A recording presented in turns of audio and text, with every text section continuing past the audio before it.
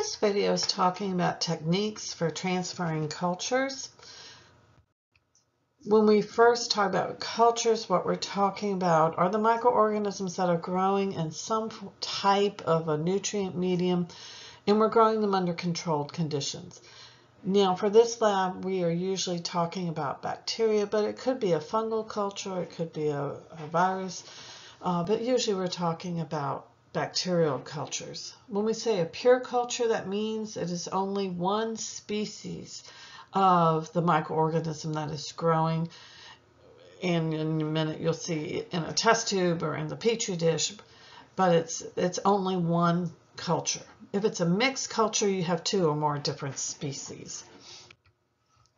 The growth media can either be broth or agar. If it's broth, this allows for very high density growth, so very concentrated, basically a lot of microorganisms growing in it.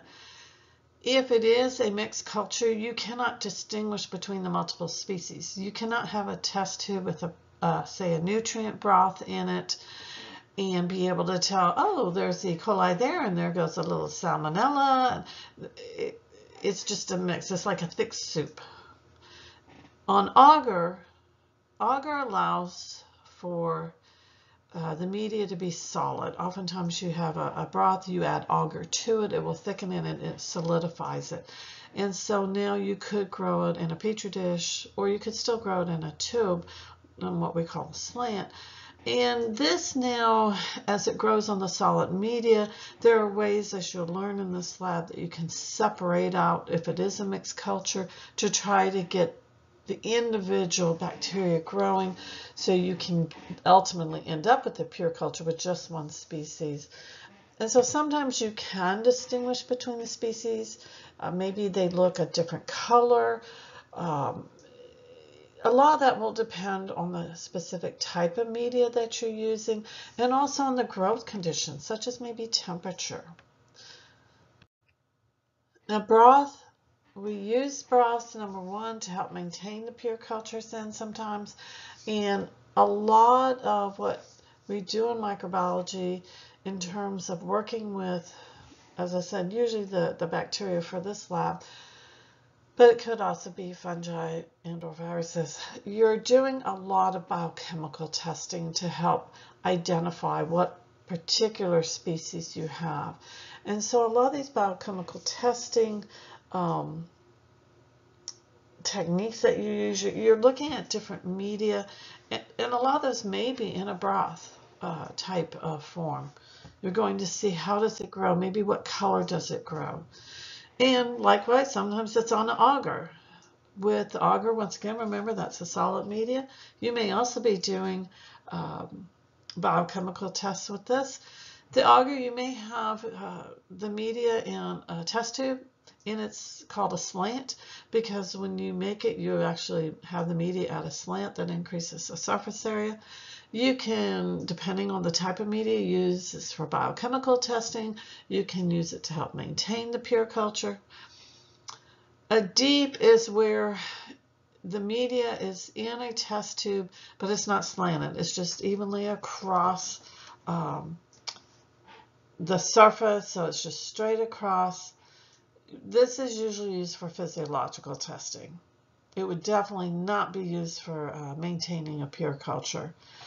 On a petri dish, which we often just call plates, these can be used to grow the organisms on, to isolate pure colonies, so meaning you have a mixture, you want to isolate those pure cultures in there, isolate one species from another is what you're doing. You may also, even if you have a pure culture, you may grow it on a plate in such a way that you see the individual colony. We talk about a colony that originated from one individual microorganism. Now what you're seeing, because they're so small, is actually millions of them, but it originated from one single one. And you can learn different things about its characteristics. You can look at the edges of it. What's the color of it? Is it translucent? Is it opaque? Is it kind of a dome shape on it? So you can learn a lot of those colony characteristics by looking at how the colony is growing on a plate. Some of the equipment that we talk about, tubes, these would be test tubes. You're going to use those for broths, for agar slants, for agar deeps. Usually what you're doing is you make up the media, whatever it may be, maybe a nutrient agar, maybe a nutrient broth, whatever it is. You make the media and you dispense it into the tubes, and then you sterilize it in the tube. So for plates, the media is going to be sterilized prior to pouring the plates. Usually what we tend to do is make up the media. It's in bottles that have a screw cap to them. You autoclave them in that bottle, and then once it comes out of the autoclave, so once it has been sterilized, then you pour it into the sterile plates. Years and years ago, when I first started, we had glass plates. It was before the disposable plastic ones. So we had glass plates, and you would have to sterilize the plates, and then you poured the media into it, the sterile media into it, let it solidify. When you were completely done with your experiment, you had to sterilize the plates, pour out the media, wash the plates, dry them, sterilize them again. Now we use the nice plastic ones. We buy them. They're already sterilized. You open the bag, and you pour your sterile media into the plate, let it solidify, and then the plates are autoclaved or sterilized in a bag, and the whole bag is just thrown out. So it's a lot easier and less time consuming to make the plates now. So as I said, the media you're going to make, you sterilize it, then you pour it in the plates, let the agar solidify. One thing with plates to remember is that once you inoculate them, meaning once you have put the microorganism on, we always incubate them inverted or upside down.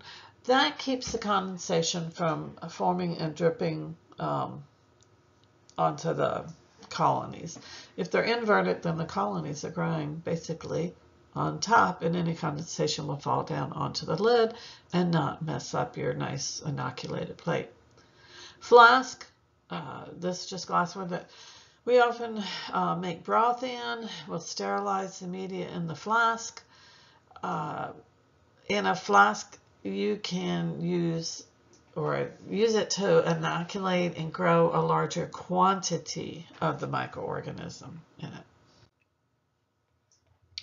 So if you have your organism growing in a test tube or in a flask or on a petri dish, how do you get it from that location onto, say, another plate or in another tube?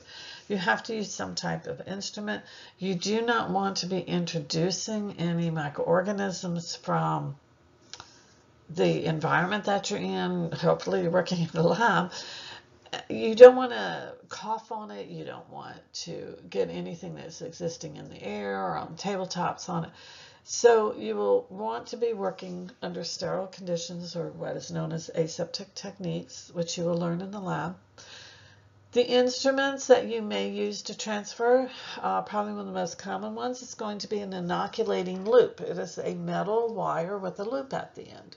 There's also an inoculating needle. That is just a straight metal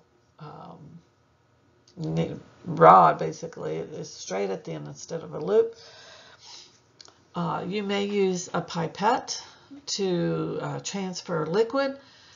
The inoculating loop and inoculating needle, that you can go from solid or liquid into solid or liquid. A pipette, you're going to be pulling up liquid. A micropipette, you're also going to be pulling up liquid.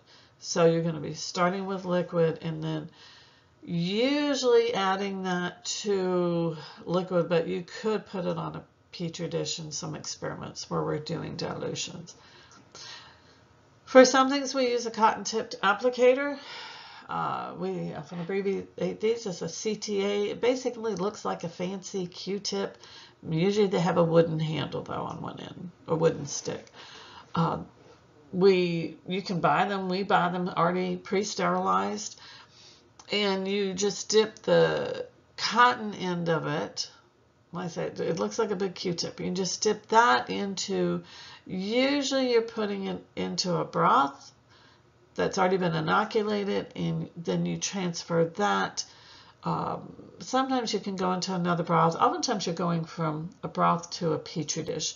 and then you just spread it across the surface on a petri dish when you want nice heavy growth. It depends on ultimately what you're trying to do as to how you're going to inoculate, which in turn means which type of instrument are you going to use. So in this picture, this is showing the cotton-tipped applicator. You can see the end here. I'm working near a flame because you always want to be working within 6 to 8 inches of your flame to maintain your kind of sterile field. It's considered sterile all around here. That is maintaining your aseptic technique. And so this paper here is what the cotton-tipped applicator was in. As I said, it was pre-sterilized. So you open it carefully, pull out. I've already dipped it into the sample, and now I'm spreading it, just spreading it completely. I want nice, thick, heavy growth on this petri dish. This is showing the inoculating loop. This is probably the #1 way of transferring cultures, bacterial cultures anyway. And see here, it's nice glowing red because it's in the flame. We're sterilizing it this way. It's a dry heat. It's considered incineration. This is metal. You're going to stick it in the flame, and you're going to want to get nice glowing red hot. That way you know it's killing anything that may be on the end of that loop. Then you're going to have to let it cool before you go to inoculate. And here's the next step where I'm inoculating on the surface, just spreading across the surface of that petri dish. You do have to let this cool a bit before you stick it into your culture, because you'll kill it. And if you go to touch it on here, if it's too hot, you hear this nice little sizzling noise and like, I just killed him. So go again. But these are different ways of transferring the culture from one item to the next, from a test tube to a petri dish. You might be going test tube to test tube, petri dish to test tube, petri dish to another petri dish. So once again, like I said, it depends on what you're working with, what you're trying to learn from your experiment as to the type of media you're using, how that media is in terms of, is it liquid, is it solid? That's going to also help determine what type of inoculating instrument you're going to use.